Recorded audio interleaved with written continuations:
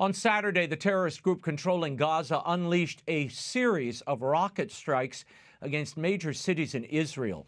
This was immediately followed by a violent incursion by Hamas ground forces. At least 2,300 are dead and several thousand injured in the days since the attacks began. 22 U.S. citizens are among the dead, and there now seems to be involvement by Hezbollah. Joining me with analysis is foreign policy expert at Newsmax and author of the new book, Iran, an Imperialist Republic, Dr. Walid Phares. Thank you for being here. The attacks by Hamas on Israel caught Israeli intelligence by surprise. I guess they also caught U.S. intelligence by surprise. How did this intelligence failure happen? Well, the first answer, Raymond, is how did it happen in Pearl Harbor? How did it happen on 9/11? These thrust by terrorists, because they're small groups, can happen. It actually happened to the Israelis in 1973. The issue here is why were not Israel and the United States now, and probably other countries, prepared for it, understanding that the Iran regime has dedicated time and money. By the way, money that we have transferred to them, which is another chapter of this episode, for all that time, and they haven't been able to stop these incursions. The attacks came from land, air, and sea. How long would it have taken Hamas to prepare for an attack like this, Walid?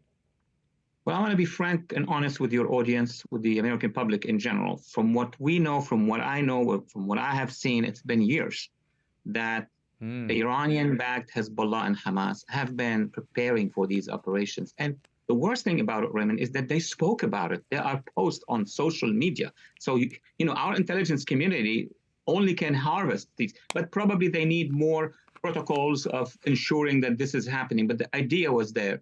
Now, Hamas, in this case, in my view, have targeted Israel, number one, to deter the Israeli population, thinking that they are divided because of what we know has happened along this year.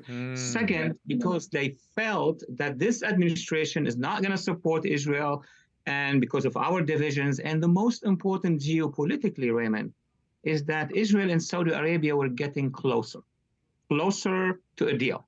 And that would have been catastrophic for the Iran regime. Nothing for Hamas, but the Iran regime. And that's why they ordered Hamas, in my view, and Hezbollah possibly. What role do you think Hezbollah and Iran played in this debacle? I mean, Hamas, of course, denies their involvement. Hezbollah, though uninvolved, has offered to, quote, help if necessary. But we now have reports that they are involved. These are my books and articles for the last 18 years. There is a unity command, integrated command between Hamas, between Hezbollah in Lebanon and their allies, between the Assad militias, and of course between the Iran-backed militias in Iraq. And who is the top controller is the Iranian Revolutionary Guard. We all remember Soleimani and why Trump ordered the elimination of Soleimani, because he was organizing from A to Z attacks against American troops in Syria, in Iraq, attacks against these minorities, and of course attacks against Israel. They have an integrated command. The Pentagon and the agencies understand what that is, and probably they know. But there is even an article in Wall Street Journal, Detection of Last Intelligence, that just before this attack, they were meeting in Beirut to organize this attack. If you allow me 1 second, the timing of the attack is also of great importance, Raymond. They waited, that's Iran and their allies, until all of the transfers, the money of the $6 billion hit the banking system in Qatar.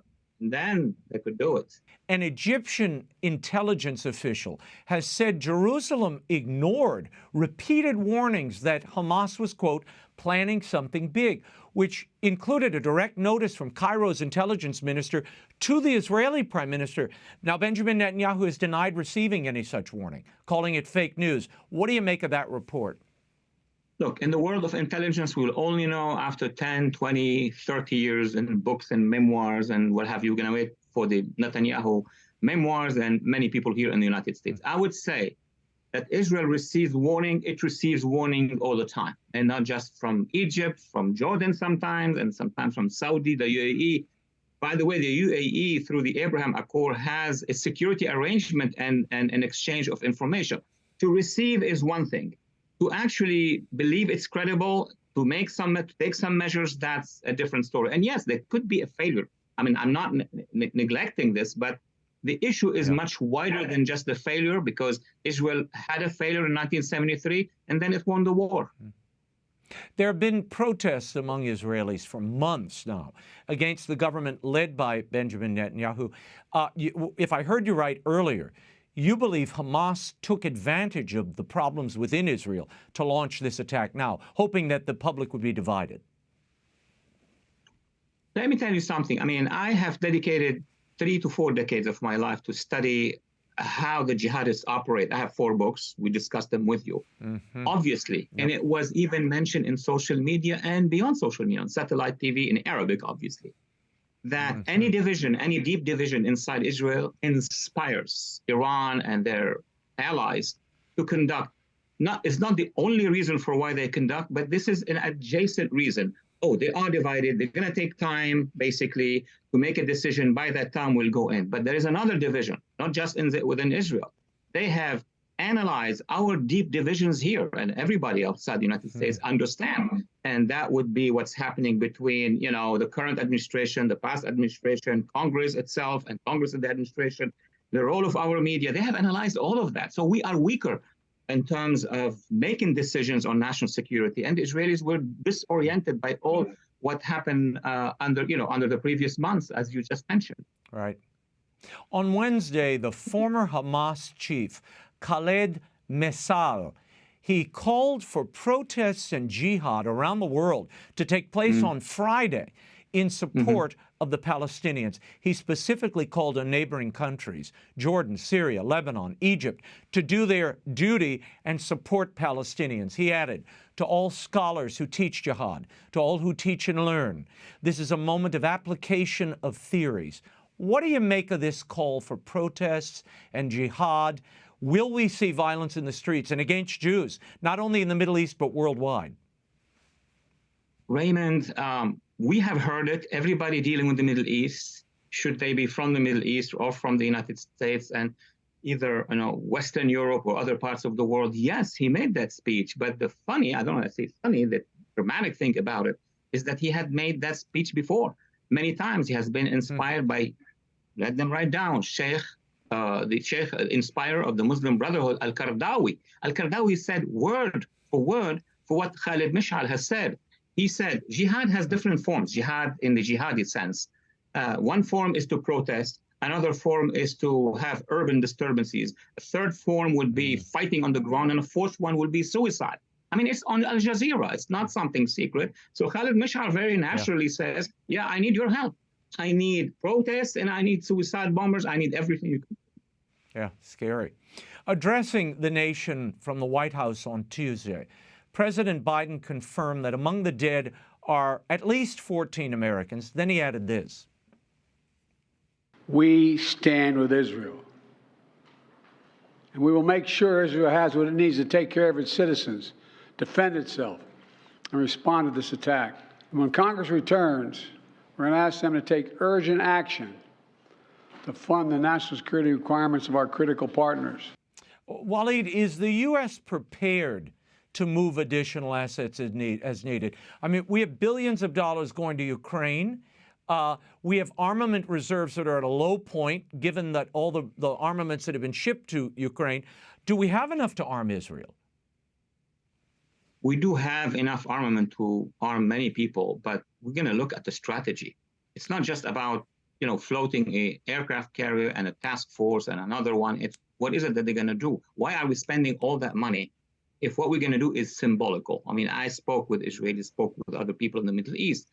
Israel really wants one thing, and I think all the resistance movement against the Iran regime and their allies are saying one thing. Mr. President, you want to support, but against whom? Why did he not mention that the Iran regime, to whom his administration has directed $6 billion just 2 weeks ago? So we send money to Iran, and we move an aircraft carrier to support our friends who have been targeted by Iran.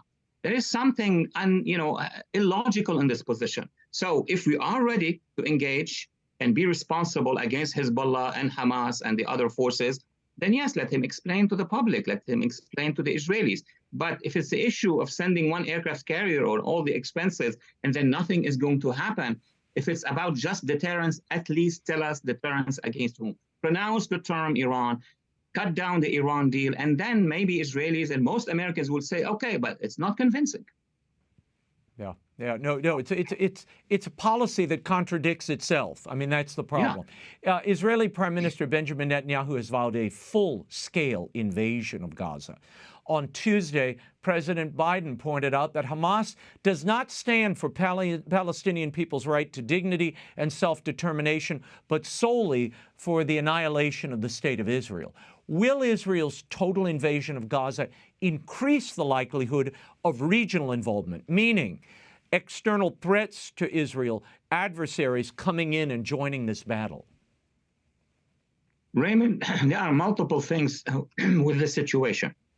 Number one, yes, Islamic Jihad and Hamas wants the annihilation, the destruction of the State of Israel. They're not shy about it. It's in their charter. So point is done.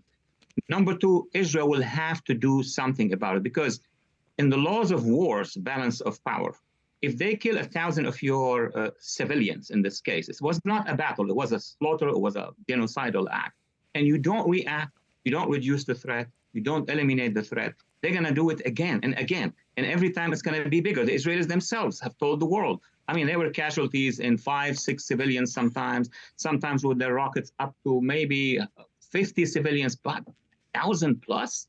That's if the Israelis themselves, before the Americans, everybody else know that they need to disrupt, dismantle, and destroy Hamas. But here's the problem.